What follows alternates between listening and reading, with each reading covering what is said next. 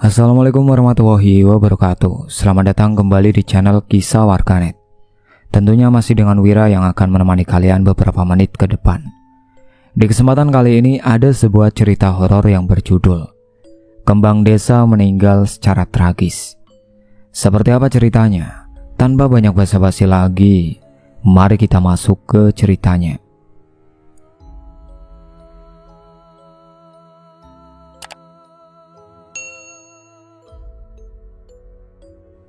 Di tengah-tengah keindahan dan kesederhanaan desa, ada seorang gadis yang mencuri perhatian semua orang dengan pesonanya. Namanya adalah Dinda, yang dikenal oleh penduduk desa sebagai bunga desa. Dinda memiliki kecantikan yang tak tertandingi, dengan wajah oval yang berseri, kulit yang halus dan cerah, serta mata besar berwarna coklat tua yang penuh kelembutan. Rambut hitamnya yang panjang dan berkilau sering dibiarkan tergerai atau diikat dengan pita bunga kecil yang menambah pesonanya. Kepribadian Dinda sejalan dengan penampilannya yang menawan. Dia adalah gadis yang lembut, ramah, dan penuh perhatian. Dinda dikenal karena sikapnya yang baik hati dan selalu siap membantu orang lain tanpa pamrih. Dia memiliki kebiasaan membagikan senyum hangat dan kata-kata penyemangat kepada siapapun yang ditemuinya. Kebaikan dan kesederhanaan Dinda membuatnya dicintai oleh semua orang di desa. Dinda menjalani hari-harinya dengan penuh semangat dan dedikasi. Setiap pagi dia membantu ibunya mempersiapkan sarapan dan memastikan kebutuhan keluarga terpenuhi sebelum memulai aktivitas di luar rumah. Setelah itu dia sering terlihat berjalan di sekitar desa, memberikan bantuan kepada yang membutuhkan. Baik itu membantu ibu-ibu yang kesulitan membawa barang belanjaan atau membantu anak-anak dalam pekerjaan rumah mereka.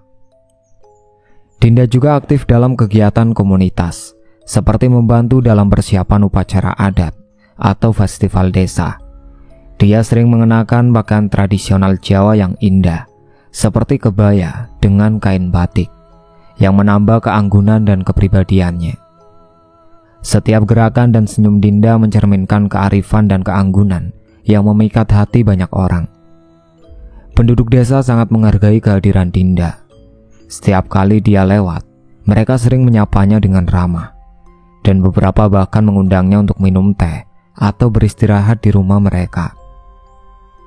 Dinda selalu menerima undangan tersebut dengan senang hati, berbincang dengan mereka tentang berbagai hal mulai dari cerita-cerita lama hingga masalah sehari-hari yang dihadapi warga desa. Dia juga dikenal karena kepeduliannya terhadap orang tua dan anak-anak. Dinda sering membantu nenek-nenek yang tidak bisa pergi ke pasar sendirian atau mengajari anak-anak membaca dan menulis di waktu luangnya. Semua tindakan ini memperkuat citranya sebagai sosok yang penuh kasih dan sangat berarti bagi masyarakat desa. Kecantikan Dinda tidak hanya memikat hati penduduk desa, tetapi juga menarik perhatian beberapa pemuda. Seiring waktu, ketertarikan mereka berkembang menjadi kekaguman yang mendalam, dan beberapa hari mereka bahkan berusaha untuk mendapatkan perhatian Dinda dengan cara yang berbeda.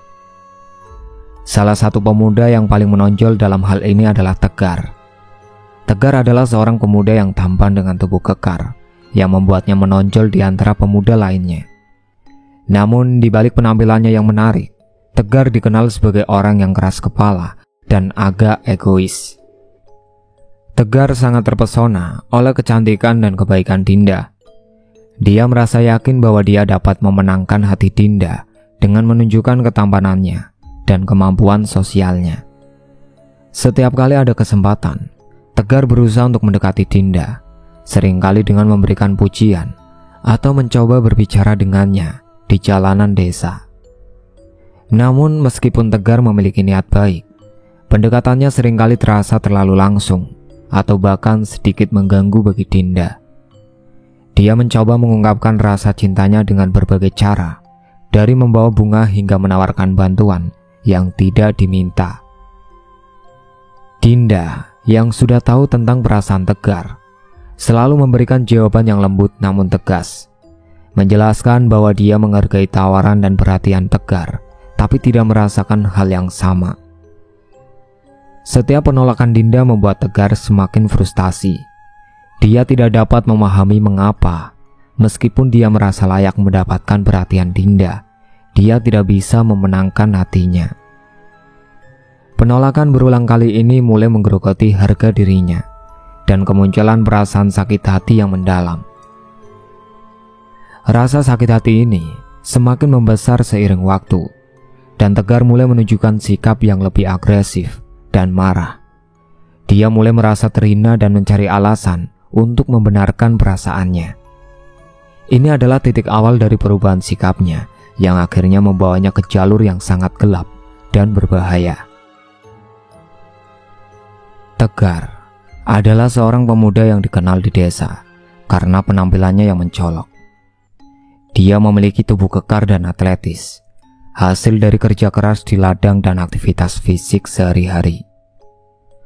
Kulitnya coklat gelap, hasil dari banyaknya waktu yang dihabiskan di bawah sinar matahari.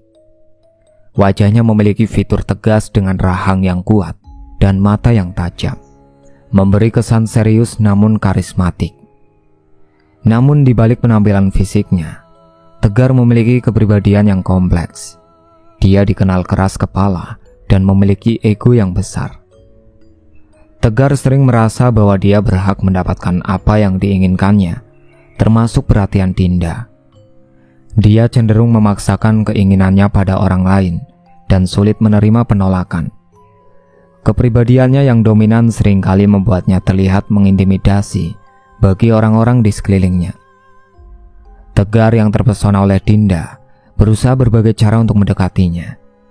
Dia sering terlihat di sekitar tempat-tempat yang sering dikunjungi Dinda, mencoba-coba berpapasan dengan cara yang terlihat kebetulan.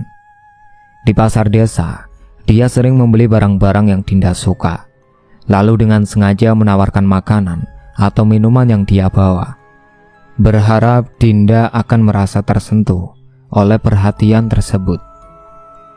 Tegar juga mencoba pendekatan langsung dengan memberikan pujian yang seringkali terdengar berlebihan. "Dinda, kamu terlihat sangat cantik hari ini," katanya dengan nada meyakinkan. "Aku baru aja pengen kasih kamu bunga ini, hanya untuk membuat harimu lebih cerah." Namun Dinda yang sudah menyadari ketertarikan Tegar, tetap bersikap sopan namun tegas. "Makasih, Gar. Aku menghargai perhatianmu. Tapi aku lebih suka kita tetap berteman saja," jawabnya dengan lembut. Setiap kali Dinda menolak, Tegar merasakan luka di hatinya. Penolakan demi penolakan ini tidak hanya mengganggu egonya, tetapi juga memperburuk perasaannya yang sudah tertekan. Dia merasa seperti usahanya sia-sia dan mulai kehilangan kepercayaan diri. Tegar menganggap bahwa penolakan ini adalah penghinaan terhadap dirinya, bukan hanya sekedar masalah cinta yang tidak terbalas. Dia seringkali kembali ke rumah dengan perasaan kesal dan marah. Kenapa dia nggak mau? Gumamnya pada dirinya sendiri. Apa yang kurang dari aku?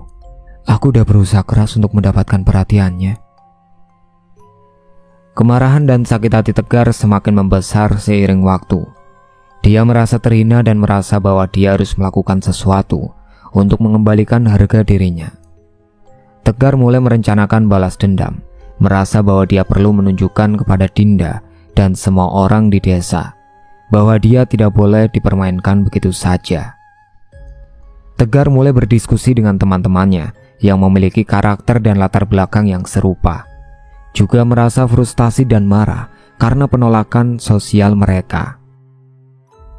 Mereka sering berkumpul di sebuah warung kopi kecil di pinggir desa, di mana mereka merencanakan berbagai tindakan ekstrim. Tegar duduk di meja pojok warung kopi, ditemani oleh teman dekatnya, Rudi dan Andi. Mereka tampak serius saat membahas rencana mereka. "Jadi kalian tahu kan betapa sulitnya semua ini? Dinda terus-terusan menolak aku. Aku gak tahan lagi dengan semua ini," ucap Tegar. "Iya, aku ngerti. Udah lama aku lihat dia sikapnya kayak gitu. Selalu menolak kita semua," jawab Rudi. Tapi apa yang kamu mau lakukan, Gar? Kita udah coba banyak cara, dan dia tetap aja gak mau. Jangan sampai kita jadi masalah lebih besar, tanya Andi. Aku udah pikirin, kita harus bikin dia merasakan apa yang kita rasakan. Aku yakin, kalau kita lakukan sesuatu yang ekstrim, dia bakal ingat dan ngerti bagaimana rasanya, jawab Tegar. Maksudnya gimana, Gar? Jangan sampai kita bikin masalah yang lebih besar. Desa ini kan kecil, kita bisa ketahuan, ucap Rudi. Gini aja, kita rencanakan sesuatu yang membuat dia sadar. Aku gak mau dia terus-menerus merasa di atas kita. Kita bisa, mungkin, bikin dia mengalami sesuatu yang bikin dia nyesel, ucap Tegar. Tapi Gar, ini bisa jadi bahaya besar. Kita gak boleh sembarangan, ucap Andi menanggapi ucapan Tegar. Kalian gak paham, aku udah direndahkan, dan aku gak akan biarkan ini berlanjut. Aku bakal bikin dia merasakan akibat dari penolakannya, ucap Tegar dengan rasa kemarahan. Percakapan ini menunjukkan betapa serius dan berbahayanya situasi tersebut. Tegar yang sebelumnya merasa hanya tertekan, kini melangkah ke dalam rencana balas dendam yang sangat ekstrim. Perasaan sakit hati dan kemarahannya mulai mengarah pada tindakan yang akan membawa dampak tragis, tidak hanya bagi dirinya sendiri, tetapi juga bagi Dinda dan seluruh desa. Tegar, Rudi, dan Andi sudah lama mempersiapkan rencana ini. Mereka berkumpul di sebuah warung kopi tua di pinggir desa, membahas setiap detail dengan penuh perhitungan. Suasana di warung kopi sangat tenang, hanya ada desingan kipas angin dan suara obrolan santai mereka yang mengisi ruangan. Jadi malam ini kita harus siap. Gimana Rudi? Semua barang udah dibawa belum? Udah, semua lengkap. Aku bawa masker, tali, sama senter. Udah siap untuk beraksi, jawab Rudi. Kalau ada yang lewat, kita mesti hati-hati, jangan sampai ketahuan, ucap Andi. Tenang aja, kita masuk lewat jendela belakang. Dinda tidur lebih awal, jadi kita punya waktu. Mereka sepakat untuk bertindak sekitar pukul 10 malam. Tegar membagi tugas. Dia akan membuka jendela, Rudi akan mengikat Dinda, dan Andi akan berjaga-jaga. Malam itu sangat gelap, dengan bulan hanya memancarkan cahaya samar. Hujan ringan sebelumnya membuat tanah menjadi licin, menyamarkan jejak langkah mereka. Suara gemerisik daun dan sesekali suara serangga menambah kesan suram. Ayo kita mulai, jangan sampai ada suara. Aku udah siap, semoga kita nggak ketahuan. Kalau ada orang lewat gimana? Tanya Andi. Tenang, kita bergerak cepat. Pintu belakang udah aku amati, gak bakal ada yang curiga, ucap Tegar lagi. Mereka bergerak dengan hati-hati menuju rumah Dinda. Tegar memimpin, membuka jendela kamar Dinda dengan lembut. Mereka memasuki rumah tanpa menimbulkan suara. Di kamar Dinda, suasana tenang dan hening. Dinda tampak tidur pulas, tanpa tahu bahaya yang mendekat. Tegar dengan cekatan membuka jendela lebih lebar, sementara Rudi dan Andi bersiap untuk melakukan aksinya. Rudi, cepat ambil tali dan kainnya. Iya, aku ambil. Jangan sampai ada yang kedengeran. Rudi mengambil tali dan kain, lalu memberikan kepada Tegar. Dengan gerakan cepat mereka memborgol tangan Dinda dan menutup mulutnya dengan kain. Dinda terjaga dan berusaha melawan, namun usahanya sia-sia. Dinda berteriak dan panik. Diam, jangan teriak. Cepat, dia mulai melawan. Kita harus keluar dari sini, ucap Rudi. Mereka membungkus Dinda dengan selimut dan membawanya keluar dari rumah. Langkah mereka cepat, namun hati-hati, memastikan tidak ada orang yang melihat mereka. Tempat persembunyian mereka adalah gubuk tua di tengah hutan yang lebat. Gubuk itu sudah lama tidak digunakan, dengan atap yang hampir runtuh dan dinding yang dipenuhi lumut. Dikelilingi oleh semak-semak tebal dan pohon-pohon besar. Tempat ini sepi dan jauh dari keramaian, menambah suasana yang mencekam. Ini tempatnya, cepat masuk. Wah, tempatnya bikin merinding. Gimana kalau ada yang nyari kita? Tanya Rudi dengan perasaan was-was. Gak mungkin, tempat ini jauh dari desa. Gak ada yang bakal nyari di sini, ucap Andi. Mereka membawa Dinda ke dalam gubuk. Suasana di dalam gubuk sangat lembab dan bau, dengan udara dingin malam yang menambah kesan suram.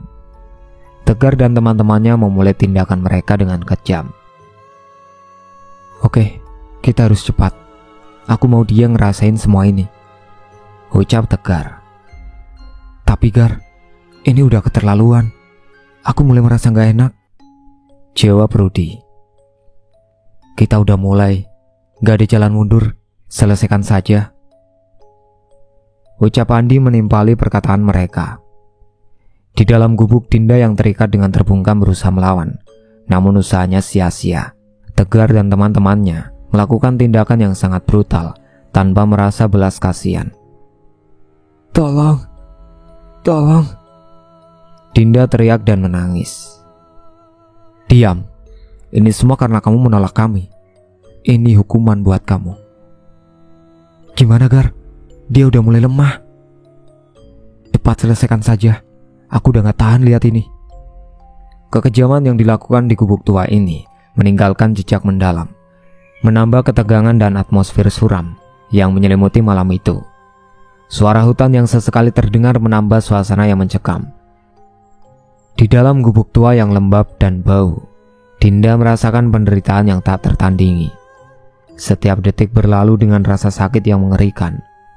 Suasana di sekitar gubuk mencekam dengan udara dingin malam dan suara hutan yang menambah rasa teror yang menyelimuti. Dinda terisak dan bergetar. Tolong. Namun kain yang menutupi mulutnya membungkam teriakannya. Tegar, Rudi, dan Andi terus melakukan tindakan mereka dengan brutal, tanpa merasa belas kasihan.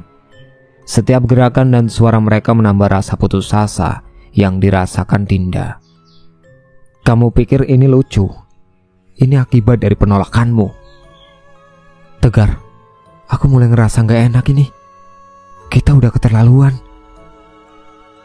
Dinda yang semula berusaha melawan mulai kehilangan tenaga. Matanya perlahan-lahan menutup, menandakan keputusasaannya. Keringat dan darah bercampur di tubuhnya, dan nafasnya semakin lemah. Terakhir dengan kesedihan mendalam, Dinda mengembuskan nafas terakhirnya, meninggalkan dunia dengan keadaan tragis dan memilukan. Setelah beberapa hari hilangnya Dinda, kepolisian desa akhirnya mendapatkan petunjuk yang mengarah pada lokasi gubuk tua. Dengan informasi yang didapat dari beberapa saksi dan jejak yang ditemukan, mereka memulai pencarian. Malam itu suasana di hutan sangat gelap, dengan lampu senter polisi memecah kegelapan. Suara dedaunan yang bergerak dan serangga malam menambah nuansa mencekam saat aparat kepolisian memasuki gubuk. Singkat cerita, Tegar, Rudi, Andi, kami tangkap kalian atas tuduhan penculikan dan pembunuhan. Tegar panik dan kebingungan. Apa? Kami? Kami tidak salah. Ini semua salah paham. Para polisi mengikat tangan mereka dan membawa mereka keluar dari gubuk dengan cepat. Keadaan hutan yang suram dan dingin membuat proses penangkapan semakin menegangkan. Tegar dan teman-temannya tidak bisa berbuat banyak, kecuali menganggap segala sesuatu yang terjadi adalah akhir dari segala harapan mereka. Berita tentang kejadian tragis ini menyebar dengan cepat di seluruh desa, membawa dampak besar bagi masyarakat. Keluarga Dinda dan penduduk desa merasakan kesedihan dan kemarahan mendalam. Kejadian ini meninggalkan bekas yang mendalam pada kehidupan sehari-hari mereka. Warga terisak dan berbicara dengan sesama penduduk. Gimana bisa ini terjadi di desa kita? Dinda tidak layak mendapatkannya. Kita harus melakukan sesuatu. Warga desa lainnya mengusap air mata. Kita harus adakan doa bersama.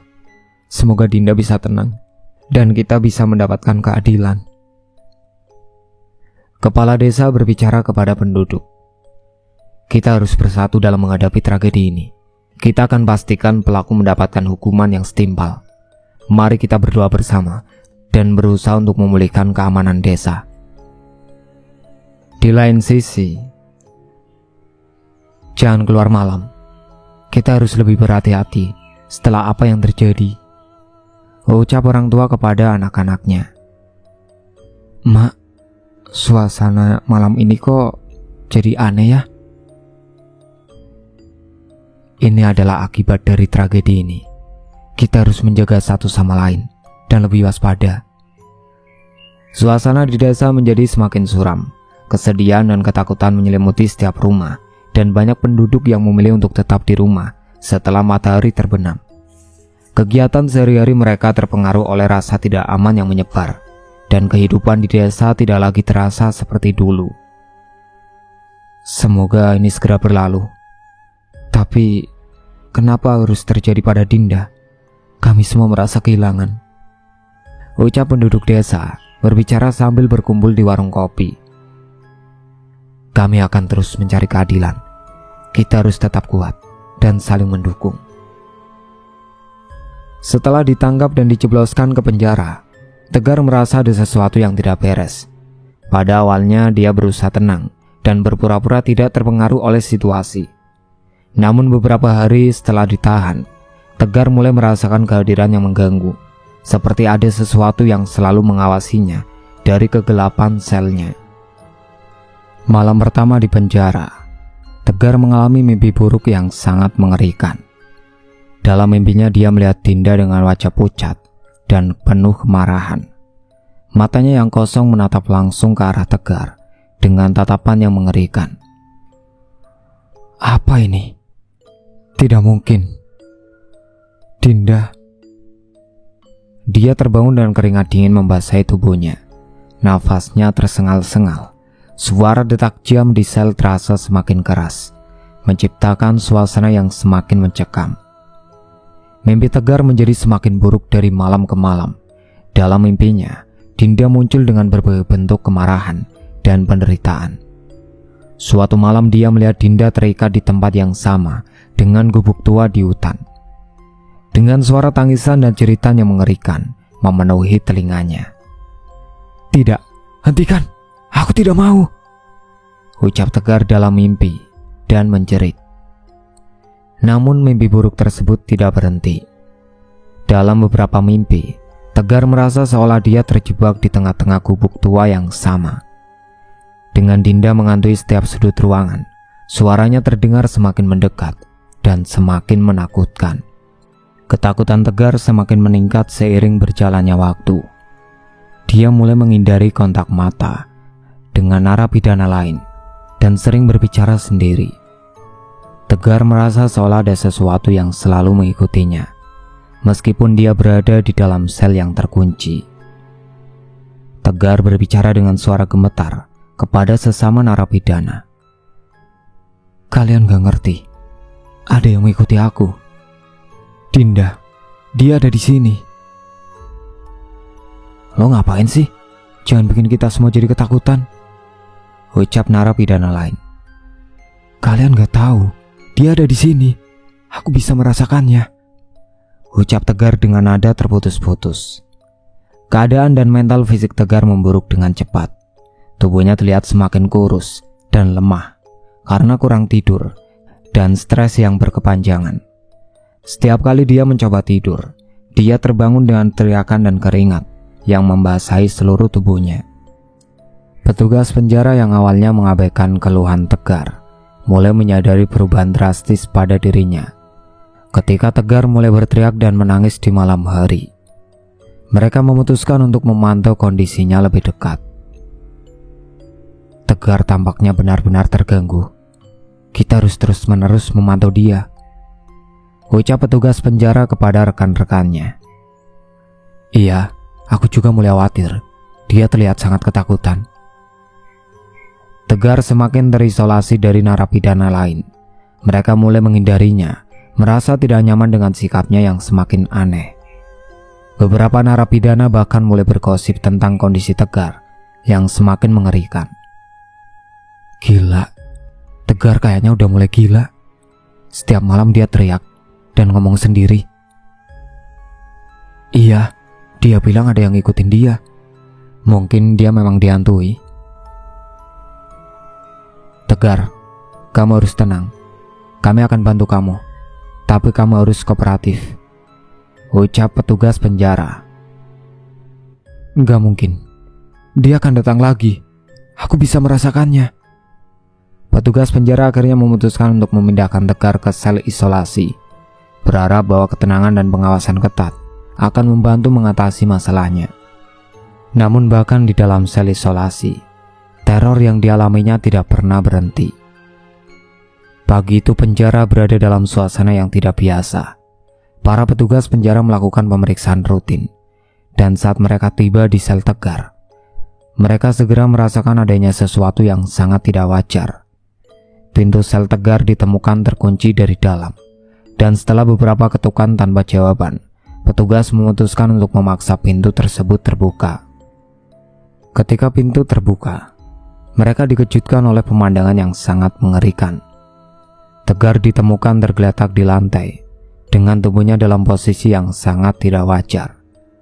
Berbaring telungkup dengan lengan dan kaki yang kaku, tubuhnya terlihat membiru, dan bau busuk menyengat dari sel itu, seolah-olah ada sesuatu yang membusuk di dalamnya. Tegar, apa yang terjadi? Para petugas segera menghubungi tim medis dan pihak berwajib. Tetapi saat mereka mencoba memeriksa keadaan Tegar, mereka menemukan bahwa dia telah meninggal. Dokter penjara mengonfirmasi kematian Tegar dengan cepat. Dia sudah mati. Ini sangat mengejutkan. Ekspresi wajahnya sangat ketakutan. Ketika dokter dan petugas memeriksa lebih dekat, ekspresi wajah Tegar menjadi sangat jelas. Wajahnya tampak membeku dalam keadaan ketakutan yang mendalam. Matanya terbuka lebar, dengan pupil yang melebar dan tatapan kosong. Seolah-olah dia telah melihat sesuatu yang sangat menakutkan dan tidak dapat dijelaskan. Mulutnya terbuka sedikit, menampilkan jejak teriakan yang sepertinya tidak sempat dia keluarkan. Lihat ekspresi wajahnya. Ini sangat mengerikan. Sepertinya dia benar-benar mengalami sesuatu yang sangat menakutkan sebelum kematiannya. Bahkan setelah tim medis meninggalkan sel, aroma busuk dan suasana mencekam terus membayangi penjara, meninggalkan kesan yang sangat mengerikan. Kematian Tegar segera menyebar ke seluruh desa, menambah kepanikan dan ketegangan yang sudah ada. Masyarakat desa yang telah berjuang dengan tragedi Dinda kini harus menghadapi kematian Tegar yang menambah rasa tidak nyaman dan ketidakpastian di lingkungan mereka. Apa yang terjadi? Tegar mati dengan cara yang sangat mengerikan. Bagaimana bisa dia berakhir seperti itu? Itu karma. Tindakannya yang kejam mendapatkan balasannya. Tapi ini semua terlalu menakutkan. Mari kita ingat bahwa apapun yang terjadi, kita harus terus menjaga diri dan tetap waspada. Kejadian ini adalah pengingat bahwa kejahatan tidak pernah tanpa akibat, ucap kepala desa. Setelah tragedi mengerikan yang menimpa desa, kehidupan berangsur-angsur kembali ke rutinitas sehari-hari, tetapi dengan bekas luka yang mendalam. Masyarakat desa, meskipun mencoba untuk melanjutkan hidup, merasakan dampak dari peristiwa tersebut dalam setiap aspek kehidupan mereka. Suasana di desa kini dibumbui dengan kecemasan dan kehati-hatian ekstra. Bulan-bulan berlalu, dan desa kembali menghadap hari-hari biasa dengan berbagai upaya untuk melupakan kenangan kelam yang terjadi. Namun pada malam-malam tertentu, suasana desa menjadi mencekam dan penuh ketegangan. Beberapa penduduk mengaku merasakan kehadiran yang tidak terlihat, seperti suara lembut, hawa dingin yang tiba-tiba, dan bayangan samar di sudut-sudut gelap desa. Setiap kali bulan purnama bersinar di langit, suasana di desa terasa lebih berat, dan sejumlah orang melaporkan mimpi buruk tentang wajah Dinda yang penuh kesedihan dan kemarahan. Suatu malam, seorang penduduk menemukan sebuah catatan kecil yang tersembunyi. Catatan itu ditulis dengan tinta merah yang mirip darah, memuat pesan terakhir yang mengguncang dan membuat bulu kuduk berdiri. Pesan tersebut menegaskan bahwa keadilan belum sepenuhnya tercapai dan bahwa arwah Dinda masih belum tenang. Ketenangan malam tiba-tiba berubah menjadi momen-momen mencekam di mana angin berembus kencang dan suara aneh terdengar dari jauh, seolah mengantarkan pesan dari dunia lain. Sementara itu, kematian Tegar di penjara dengan ekspresi ketakutan menyisakan dampak yang mendalam pada psikologis desa. Rasa keadilan yang seharusnya menenangkan kini menjadi bagian dari ketakutan yang lebih besar. Setiap penduduk yang melewati sel tempat Tegar ditemukan tak dapat mengindahkan rasa dingin yang menyergap mereka, dan beberapa bahkan melaporkan mimpi buruk di mana wajah Tegar yang mengerikan muncul, mengingatkan mereka akan kegelapan yang menyelubungi tragedi tersebut. Akhir cerita ini meninggalkan kesan mendalam dan mengerikan, dengan aura misteri dan ketidakpastian yang terus menghantui desa. Kisah Dinda dan Tegar bukan hanya sebuah tragedi, tetapi juga pengingat bahwa kejahatan, meskipun telah dihukum, dapat meninggalkan warisan yang menakutkan dan mempengaruhi jiwa manusia dengan cara yang sulit dijelaskan. Desa tetap hidup dengan pelajaran yang tak terlupakan, berusaha untuk melanjutkan kehidupan sambil menghadapi ketidakpastian dan ketegangan yang selalu mengintai di sudut-sudut gelap. Warisan Dinda dengan segala kejanggalan dan teror yang menyertainya tetap menjadi bagian dari kisah hidup mereka, mengajarkan tentang kebaikan dan keadilan dengan cara yang sangat menakutkan. Itulah akhir cerita yang berjudul Kembang Desa Meninggal Secara Tragis. Sekian dari saya. Wassalamualaikum warahmatullahi wabarakatuh.